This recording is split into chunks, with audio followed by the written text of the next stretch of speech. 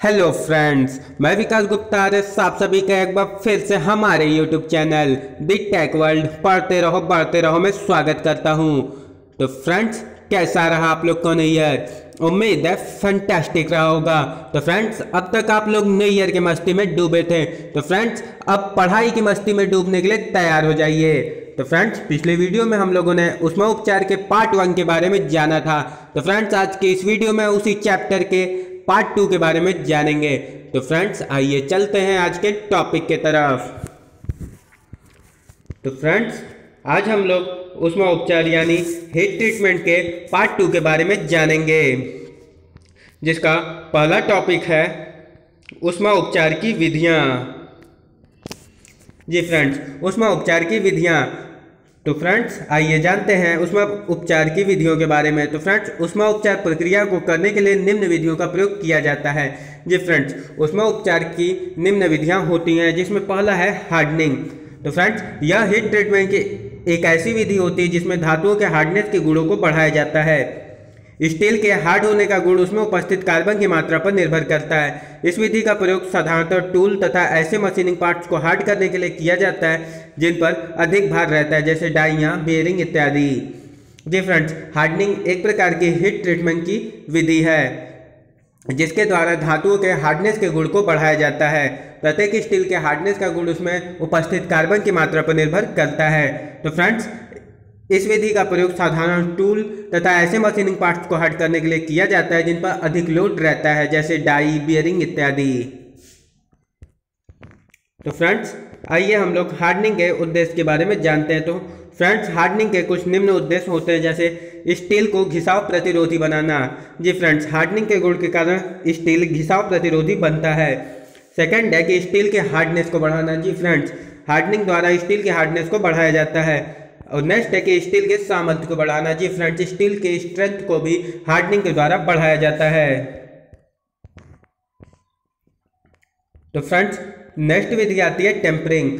जी friends, tampering यह भी ऊष्मा उपचार की एक क्रिया होती है। जब हम स्टील के पार्ट्स या कटिंग टूल की हार्डनिंग करते हैं तो उसकी कठोरता बढ़ने के साथ उसमें भंगुरता का गुण भी आ जाता है, जिससे उसके टूटने का भय रहता है। इस कमी को दूर करने के लिए टेम्परिंग क्रिया का प्रयोग किया जाता है, जिसके द्वारा भंगुरता को कम करके टफनेस को बढ़ाया जाता है। इस विधि में पार्ट्स या टूल को पहले टेम्परिंग तापमान पर गर्म करते हैं, उसके पश्चात इसे पानी या तेल में डुबाकर ठंडा कर देते हैं। प्रत्येक स्टील व टूल के लिए टेम्परिंग तापमान अलग अलग होता है, जैसे हाई स्पीड स्टील के लिए 220 से 330 डिग्री सेंटीग्रेड तथा एलॉय स्टील के लिए 560 डिग्री सेंटीग्रेड। जी फ्रेंड्स, टेम्परिंग भी एक प्रकार की ऊष्मा उपचार की प्रक्रिया होती है। जब हम लोग किसी स्टील के पार्ट्स या कटिंग टूल की हार्डनिंग करते हैं तो वो कठोर तो होता ही है, साथ में उसमें भंगुरता का गुण भी आ जाता है, जिसके कारण उसके टूटने का भय बना रहता है। तो फ्रेंड्स, उस धातु के भंगुरता के गुण को कम करने के लिए हम लोग एक ऐसी विधि का प्रयोग करते हैं जिसे टेम्परिंग कहते हैं, जिसके द्वारा भंगुरता को कम करके टफनेस के गुण को बढ़ाया जाता है। तो फ्रेंड्स, इस विधि में पार्ट्स या टूल को पहले टेम्परिंग तापमान तक गर्म करते हैं, इसके पश्चात उसे पानी या तेल में डुबाकर ठंडा किया जाता है। तो फ्रेंड्स, प्रत्येक स्टील व टूल के लिए यह टेम्परिंग तापमान अलग अलग होता है, जैसे हाई स्पीड स्टील के लिए 220 से 330 डिग्री सेंटीग्रेड तथा एलॉय स्टीलों के लिए 560 डिग्री सेंटीग्रेड होता है।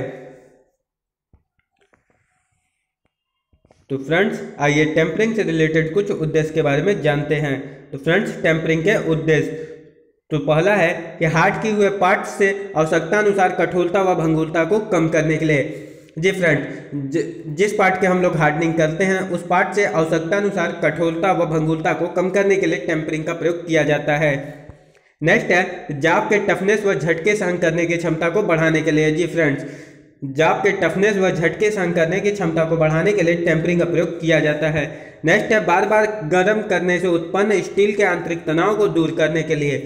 जी फ्रेंड्स, जब हम लोग किसी पार्ट्स को बार बार गर्म करते हैं तो उसमें आंतरिक तनाव, आंतरिक स्ट्रेस उत्पन्न हो जाता है, जिसे दूर करने के लिए भी टेम्परिंग का प्रयोग किया जाता है। तो फ्रेंड्स, नेक्स्ट क्रिया के बारे में जानते हैं। तो फ्रेंड्स, हमारा नेक्स्ट क्रिया है एनिलिंग। तो फ्रेंड्स, यह एक प्रकार की ऊष्मा उपचार की ऐसी क्रिया होती है जिसमें हम लोग हार्ड पार्ट्स को मुलायम करके मशीनिंग योग्य बनाते हैं। जी फ्रेंड्स, एनिलिंग एक प्रकार की ऊष्मा उपचार की क्रिया होती है। स्टील के हार्ड पार्ट को मुलायम करके मशीनिंग योग्य बनाने के लिए जिस विधि का प्रयोग करते हैं उसे ही एनीलिंग कहते हैं। तो फ्रेंड्स, उम्मीद करता हूँ आपको मेरी बातें समझ आ रही होंगी। तो फ्रेंड्स, एनीलिंग यह एक प्रकार की ऊष्मा उपचार की ऐसी क्रिया होती है जिसमें हम किसी हार्ड पार्ट्स को मुलायम करके मशीनिंग योग्य बनाते हैं। तो फ्रेंड्स, आइए एनीलिंग के उद्देश्यों के बारे में जानते हैं। तो फ्रेंड्स, एनीलिंग का पहला उद्देश्य है कि धातुओं की कठोरता को कम करने के लिए। जी फ्रेंड्स, धातुओं की कठोरता को कम करने के लिए एनीलिंग का प्रयोग किया जाता है। नेक्स्ट है स्टील को मुलायम करके मशीनिंग योग्य बनाने के लिए। जी फ्रेंड्स, स्टील को मुलायम करके मशीनिंग योग्य बनाने के लिए एनीलिंग क्रिया का प्रयोग किया जाता है। नेक्स्ट है स्टील में डक्टिलिटी को बढ़ाने के लिए। जी फ्रेंड्स, स्टील में डक्टिलिटी के गुण को बढ़ाने के लिए भी एनीलिंग क्रिया का प्रयोग किया जाता है। और नेक्स्ट है कि ग्रेन साइज को रिफाइन करने के लिए। जी फ्रेंड्स, जब स्टील के ग्रेन साइज इधर उधर बिखर जाते हैं तो उन्हें रिफाइन करने के लिए हम लोग एनीलिंग क्रिया का प्रयोग करते हैं। नेक्स्ट क्रिया आती है नॉर्मलाइजिंग। तो फ्रेंड्स, स्टील पर ठंडी या गर्म अवस्था में कार्य करने के पश्चात उसे सामान्य स्थिति में लाने के लिए जो प्रक्रिया की जाती है उसे नॉर्मलाइजिंग कहते हैं। जी फ्रेंड्स, जब हम स्टील पर ठंडी या गर्म अवस्था में किसी कार्य को करते हैं तो उसके पश्चात उसे सामान्य स्थिति में लाने के लिए जिस क्रिया का प्रयोग किया जाता है उसे नॉर्मलाइजिंग या सामान्यीकरण कहते हैं। तो फ्रेंड्स, आइए नॉर्मलाइजिंग के उद्देश्य के बारे में जानते हैं। तो फ्रेंड्स, पहला उद्देश्य है कि स्टील के पार्ट्स में उत्पन्न आंतरिक स्ट्रेस को दूर करने के लिए। जी फ्रेंड्स, स्टील में जब आंतरिक स्ट्रेस उत्पन्न हो जाता है तो उसे दूर करने के लिए भी नॉर्मलाइजिंग क्रिया का प्रयोग किया जाता है। नेक्स्ट है ग्रेन साइज के रिफाइन के लिए। जी फ्रेंड्स, ग्रेन साइज के रिफाइन के लिए भी नॉर्मलाइजिंग क्रिया का प्रयोग किया जाता है। और नेक्स्ट है यांत्रिक गुणों का विकास करने के लिए। जी फ्रेंड्स, किसी स्टील के धातु के पार्ट्स के यांत्रिक गुणों के विकास के लिए भी हम लोग नॉर्मलाइजिंग क्रिया का प्रयोग करते हैं। नेक्स्ट है केस हार्डनिंग। जी फ्रेंड्स, केस हार्डनिंग यह एक प्रकार की ऊष्मा उपचार की प्रक्रिया है जिसका प्रयोग लो कार्बन स्टील को हार्ड करने के लिए प्रयोग किया जाता है। इस विधि में लो कार्बन स्टील का केवल ऊपरी सतह कठोर होता है जबकि बीच का भाग नरम ही रहता है। जी फ्रेंड्स, लोहेला स्टील को हम लोग केस हार्ड करते हैं। तो फ्रेंड्स, केस हार्डनिंग एक ऐसी ऊष्मा उपचार की क्रिया होती है जिसका प्रयोग लो कार्बन स्टील को हार्ड करने के लिए किया जाता है। इस विधि में लो कार्बन स्टील की ऊपरी सतह कठोर हो जाती है जबकि बीच का भाग नरम ही बना रहता है। तो फ्रेंड्स, आइए केस हार्डनिंग के उद्देश्य के बारे में जानते हैं। तो फ्रेंड्स, पहला उद्देश्य है कि लो कार्बन स्टील को हार्ड करके हाई कार्बन स्टील के समान उपयोगी बनाया जा सकता है। जी फ्रेंड्स, लो कार्बन स्टील को केस हार्डनिंग द्वारा हार्ड करके हम लोग हाई कार्बन स्टील के समान उपयोगी बना सकते हैं। नेक्स्ट है कि केस हार्डनिंग प्रक्रिया में जॉब को पूरी गहराई तक गर्म करने की आवश्यकता नहीं होती जिससे जॉब के आकार में कम विकृति होती है। जी फ्रेंड्स, केस हार्डनिंग प्रक्रिया में जॉब को पूरी गहराई तक गर्म करने की आवश्यकता नहीं होती जिससे जॉब के आकार में कम विकृति, कम डिस्टॉर्शन उत्पन्न होता है। नेक्स्ट है कि जाप की टेम्परिंग बहुत कम तापमान लगभग 200 डिग्री सेंटीग्रेड पर ही हो जाती है। जी फ्रेंड्स, इस क्रिया में जब हम लोग टेम्परिंग करते हैं तो जॉब की टेम्परिंग करने के लिए बहुत ही कम तापमान लगभग 200 डिग्री सेंटीग्रेड पर ही हो जाता है। तो फ्रेंड्स, नेक्स्ट टॉपिक है कि केस हार्डनिंग की प्रक्रियाएं। तो फ्रेंड्स, केस हार्डनिंग करने की निम्न प्रक्रियाएं हैं। जी फ्रेंड्स, अलग अलग विधियों द्वारा, अलग अलग प्रक्रियाओं द्वारा हम लोग केस हार्डनिंग करते हैं जिसमें सबसे पहला आता है आपका कार्बोराइजिंग। जी फ्रेंड्स, पहला है आपका कार्बोराइजिंग। तो फ्रेंड्स, लो कार्बन स्टील या माइल्ड स्टील में कार्बन की मात्रा को एक निश्चित सीमा तक या गहराई तक बढ़ाकर हार्ड केस प्राप्त करने की क्रिया को कार्बोराइजिंग कहते हैं। माइल्ड स्टील या लो कार्बन स्टील को 880 डिग्री सेंटीग्रेड से 930 डिग्री सेंटीग्रेड तापमान पर लगभग 5 घंटे तक गर्म किया जाता है जिससे डिफ्यूजन द्वारा कार्बन को स्टील के ऊपरी सतह में 1 से 2 mm गहराई तक सोख लिया जाता है। इसके बाद स्टील की ऊष्मा उपचार करके इसे हार्ड किया जाता है जिससे माइल्ड स्टील का सामर्थ्य हाई कार्बन स्टील के समान हो जाता है। इस विधि द्वारा गियर, कैम तथा कैमसॉफ्ट, बियरिंग आदि को केस हार्ड किया जाता है। जी फ्रेंड्स, कार्बोराइजिंग एक ऐसी क्रिया होती है जिसमें लो कार्बन स्टील या माइल्ड स्टील में कार्बन की मात्रा को एक निश्चित सीमा तक या गहराई तक बढ़ाकर केस हार्ट प्राप्त किया जाता है। तो फ्रेंड्स, इस क्रिया द्वारा जब केस हार्ट प्राप्त हो जाता है तो उसके बाद हम लोग ऊष्मा उपचार की क्रिया अपनाते हैं, क्वेंचिंग क्रिया अपनाते हैं, जिससे हमें हार्ड सरफेस प्राप्त होता है। तो फ्रेंड्स, कार्बोराइजिंग में क्या होता है कि लो कार्बन स्टील या माइल्ड स्टील में कार्बन की मात्रा को एक सीमा तक या एक गहराई तक बढ़ाते हैं, जिससे हमें हार्ड केस प्राप्त होता है। माइल्ड स्टील या लो कार्बन स्टील को 880 डिग्री सेंटीग्रेड से 930 डिग्री सेंटीग्रेड तापमान तक लगभग 5 घंटे तक गर्म किया जाता है। जब हम गर्म करते हैं तो इससे डिफ्यूजन द्वारा कार्बन का जो स्टील है, जो कार्बन है वो स्टील के ऊपरी सतह में 1 से 2 mm गहराई तक सोख लेता है। जी फ्रेंड, जब हम इसे गर्म करते हैं तो जो कार्बन है वो स्टील के ऊपरी सतह में लगभग 1 से 2 mm गहराई तक सोख लिया जाता है। इसके बाद स्टील की उसमें उपचार करके इसे हार्ड किया जाता है। जी फ्रेंड्स, इसके बाद स्टील को क्वेंचिंग क्रिया द्वारा हार्ड कर लिया जाता है, जिससे माइल्ड स्टील का सामर्थ्य हाई कार्बन स्टील के समान हो जाता है। जी फ्रेंड्स, इस क्रिया द्वारा जो माइल्ड स्टील का सामर्थ्य है वह हाई कार्बन स्टील के समान हो जाता है। तो फ्रेंड्स, इस विधि द्वारा गियर, कैम तथा कैमसॉफ्ट, बियरिंग आदि को केस हार्ड करते हैं। तो फ्रेंड्स, कार्बोराइजिंग निम्न 3 प्रकार का होता है। जी फ्रेंड्स, केस हार्डनिंग के अंदर पहला पॉइंट था कार्बोराइजिंग, एंड कार्बोराइजिंग भी 3 टाइप्स के होते हैं। पहला होता है पैक कार्बोराइजिंग, दूसरा होता है लिक्विड कार्बोराइजिंग और तीसरा होता है गैस कार्बोराइजिंग। तो आइए फ्रेंड्स, इन सभी के बारे में बारी बारी जानते हैं। तो फ्रेंड्स, हम आइए जानते हैं पहला पैक कार्बोराइजिंग। तो फ्रेंड्स, पहला है पैक कार्बोराइजिंग। इस प्रक्रिया में पार्ट्स को कास्ट आयरन या स्टील के डब्बे में कार्बोराइजिंग पदार्थ जैसे लकड़ी का बुरादा, चारकोल, बोन पाउडर, चमड़े की छीलन तथा सोडियम या बेरियम कार्बोनेट के साथ मिलाकर पैक किया जाता है। इस बॉक्स के अंदर गैस न जाए या अंदर की गैस बाहर न आए, इसके लिए इसे तार द्वारा बांधा जाता है। फिर इस बॉक्स को भट्टी में 900 से 950 डिग्री सेंटीग्रेड तापमान पर 5 घंटे तक रखा जाता है, जिससे पार्ट की सरफेस 1 से 2 mm गहरा कठोर केस प्राप्त होता है। जी फ्रेंड्स, इस प्रक्रिया में हम लोग जिस पार्ट्स की केस हार्डनिंग करनी होती है उसे कास्ट आयरन या स्टील के डब्बे में कार्बोराइजिंग पदार्थ जैसे लकड़ी का बुरादा, चारकोल, बोन पाउडर यानी हड्डी का पाउडर, चमड़े की छीलन तथा सोडियम या बेरियम कार्बोनेट के साथ मिलाकर पैक कर देते हैं। इस बॉक्स के अंदर गैस न जाए तथा बॉक्स के अंदर की गैस बाहर न आए, इसके लिए हम लोग गैस को यानी कि बॉक्स को एक तार के द्वारा बांध देते हैं। फिर इस बॉक्स को भट्टी में फर्नेस में 900 से 950 डिग्री सेंटीग्रेड तापमान पर लगभग 5 घंटे तक रखते हैं। जब इसे हम लोग 5 घंटे तक रखते हैं तो इससे पार्ट की सरफेस 1 से 2 mm गहरा कठोर केस प्राप्त करती है। जी फ्रेंड्स, जब हम लोग इस बॉक्स को 900 से 950 डिग्री सेंटीग्रेड तापमान पर 5 घंटे तक रखते हैं तो इसमें 1 से 2 mm गहरा हमें कठोर केस प्राप्त होता है। इसके बाद हार्डनिंग क्रिया द्वारा हम लोग उसको हार्ड कर लेते हैं।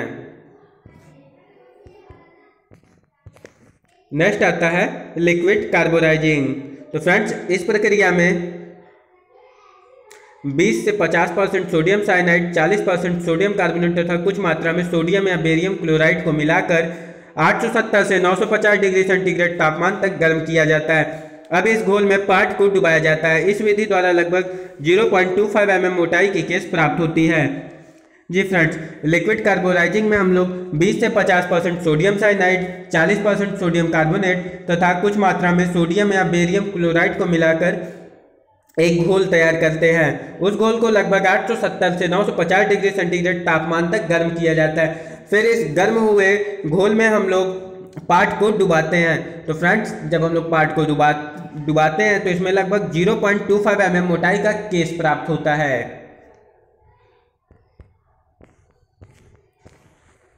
तो फ्रेंड्स, जो नेक्स्ट आता है हमारा गैस कार्बोराइजिंग। इस प्रक्रिया में कार्यखंड को एयर टाइट फर्नेस में 900 डिग्री सेंटीग्रेड तापमान पर कार्बोराइजिंग गैसों के वातावरण में 6 से 8 घंटे तक गर्म करते हैं। साधारण कार्बोराइजिंग वातावरण में 20% कार्बन, 40% हाइड्रोजन तथा 40% नाइट्रोजन गैसों का मिश्रण होता है, जिसे कैरियर गैस कहते हैं। इसके साथ कोई भी हाइड्रोकार्बन गैस जैसे प्रोपेन, ब्यूटेन, मेथेन आदि को मिलाया जाता है। इस विधि द्वारा 1 mm मोटाई का केस प्राप्त होता है। तो फ्रेंड्स, गैस कार्बोराइजिंग में हम लोग क्या करते हैं कि पहले इसे कार्बोराइजिंग गैसों के वातावरण में 900 डिग्री सेंटीग्रेड तापमान पर लगभग 6 से 8 घंटे तक हम लोग उस कार्यखंड, उस पार्ट या उस धातु को गर्म करते हैं। तो फ्रेंड्स, जो कार्बोराइजिंग वातावरण होता है उसमें 20% कार्बन, 40% हाइड्रोजन तथा 40% नाइट्रोजन गैस मिक्स होता है, जिसे कैरियर गैस भी कहते हैं। तो फ्रेंड्स, इस कैरियर गैस के साथ हम लोग किसी अन्य हाइड्रोकार्बन गैस जैसे प्रोपेन, ब्यूटेन या मेथेन आदि का प्रयोग करते हैं। तो फ्रेंड्स, इन कैरियर गैस और हाइड्रोकार्बन गैस के मिश्रण में हम लोग एयर टाइट फर्नेस में 900 डिग्री सेंटीग्रेड तापमान पर उस कार्यखंड को 6 से 8 घंटे तक गर्म करते हैं। तो फ्रेंड्स, जब हम लोग उस कार्यखंड को 900 डिग्री सेंटीग्रेड पे 6 से 8 घंटे तक गर्म करते हैं तो हमें 1 mm मोटाई का केस प्राप्त होता है, जिसके बाद हम लोग हार्डनेस विधि अपनाकर उस स्टील को, उस पार्ट को, उस कार्यखंड को हार्ड कर लेते हैं। तो फ्रेंड्स, आइए जानते हैं कार्बोराइजिंग के लाभ। तो फ्रेंड्स, पहला है कि यह प्रक्रिया सबसे आसान व सस्ती होती है। जी फ्रेंड्स, कार्बोराइजिंग केस हार्डनिंग की प्रक्रिया में सबसे आसान व सस्ती प्रक्रिया है। नेक्स्ट है कि इस प्रक्रिया द्वारा लो कार्बन स्टील तथा रॉट आयरन का उसमें उपचार किया जाता है। जी फ्रेंड्स, कार्बोराइजिंग द्वारा हम लोग लो कार्बन स्टील तथा रॉट आयरन की हीट ट्रीटमेंट करते हैं। नेक्स्ट है कि इस प्रक्रिया से पार्ट की सतह साफ सुथरी प्राप्त होती है। जी फ्रेंड्स, इस प्रक्रिया द्वारा पार्ट की सतह एकदम साफ सुथरी प्राप्त होती है। नेक्स्ट है कि इस प्रक्रिया में केस की मोटाई को आसानी से नियंत्रित किया जा सकता है। जी फ्रेंड्स, कार्बोराइजिंग प्रक्रिया में केस की मोटाई को आसानी से हम लोग नियंत्रित कर सकते हैं।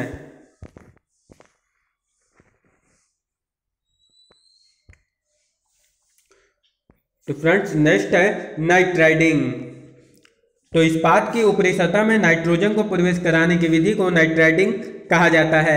एल्युमिनियम, क्रोमियम या वैनेडियम मिश्रित स्टील को अमोनिया गैस के वातावरण में 500 डिग्री सेंटीग्रेड तापमान तक गर्म किया जाता है। अमोनिया के विघटन से प्राप्त नवजात नाइट्रोजन स्टील में विद्यमान अलाइंग एलिमेंट्स के साथ संयोग करती हैं तथा नाइट्राइड बनाती हैं। यह एक निश्चित सीमा तक ही बन पाते हैं। इन अवयवों के कारण स्टील में कठोरता आती है।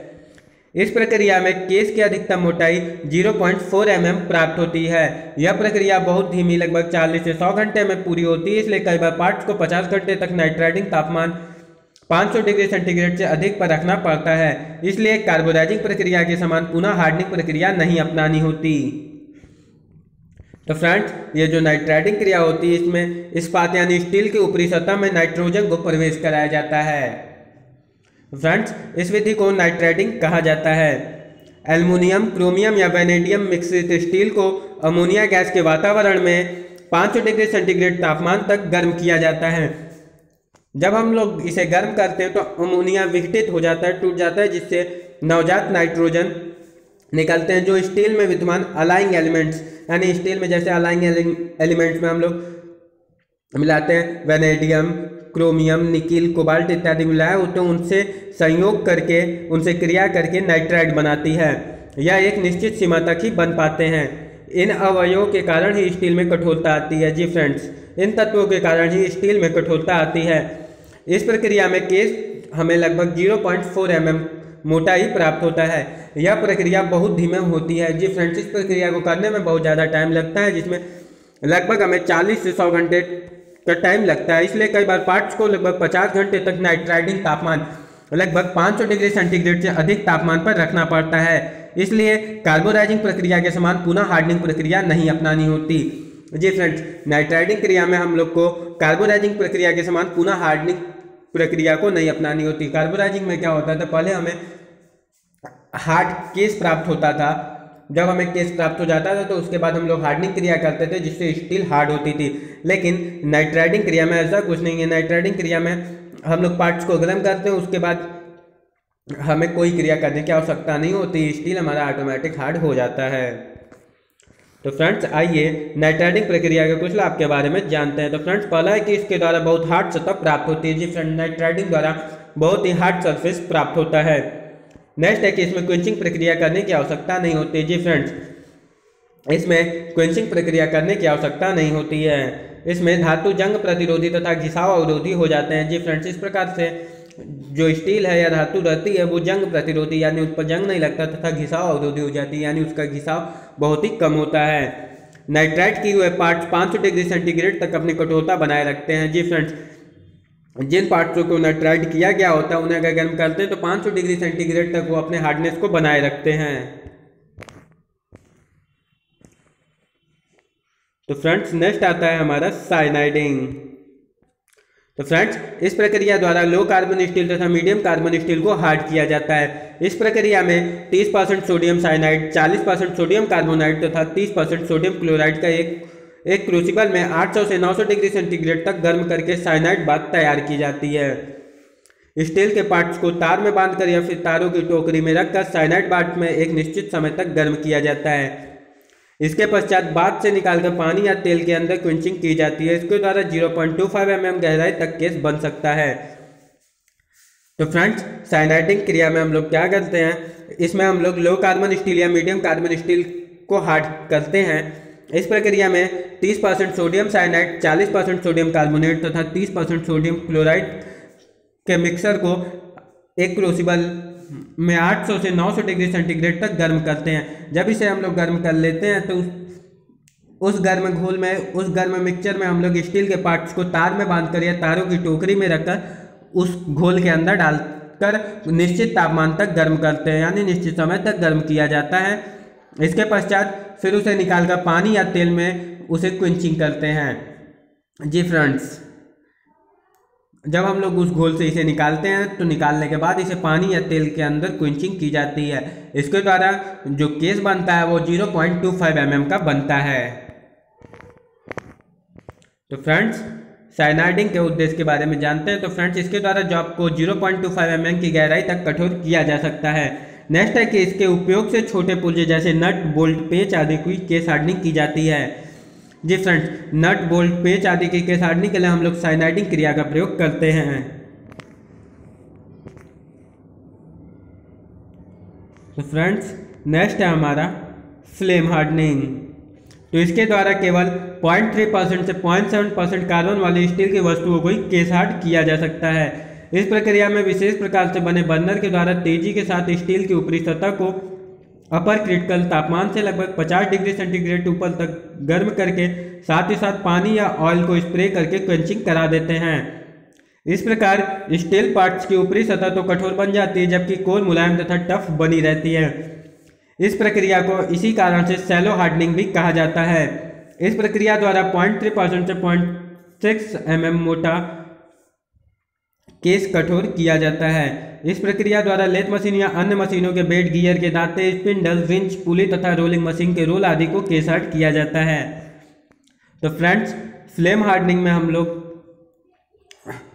क्या करते हैं कि इसमें एक विशेष प्रकार की बर्नर होती है जिसके द्वारा स्टील के ऊपरी सतह को अपर क्रिटिकल तापमान से लगभग 50 डिग्री सेंटीग्रेड ऊपर तक गर्म करते हैं तथा साथ ही साथ पानी या ऑयल का स्प्रे करके क्विंचिंग कर देते हैं।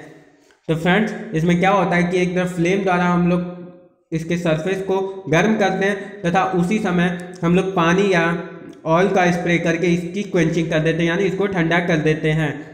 तो इस प्रकार से जो स्टील के पार्ट्स का ऊपरी सतह है वो कठोर बन जाता है जबकि उसका जो कोर है, उसका आंतरिक जो भाग रहता है वो मुलायम तथा टफ बना रहता है। इस प्रक्रिया को इसी कारण शैलो हार्डनिंग भी कहा जाता है।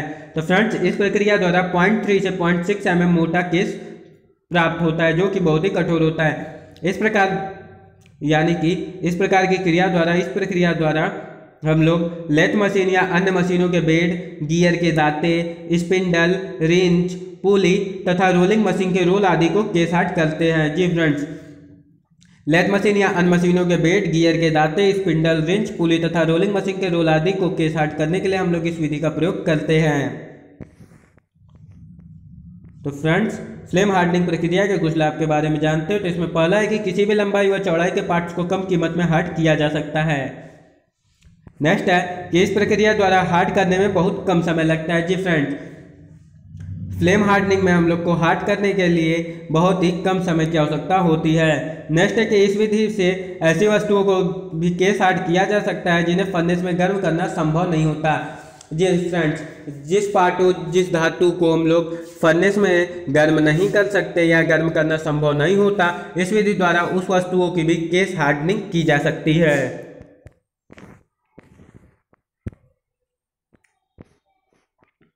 तो फ्रेंड्स नेक्स्ट है इंडक्शन हार्डनिंग। तो फ्लेम द्वारा धातु सतह को गर्म करके हार्ड करने में उसकी सतह के जलने का खतरा रहता है।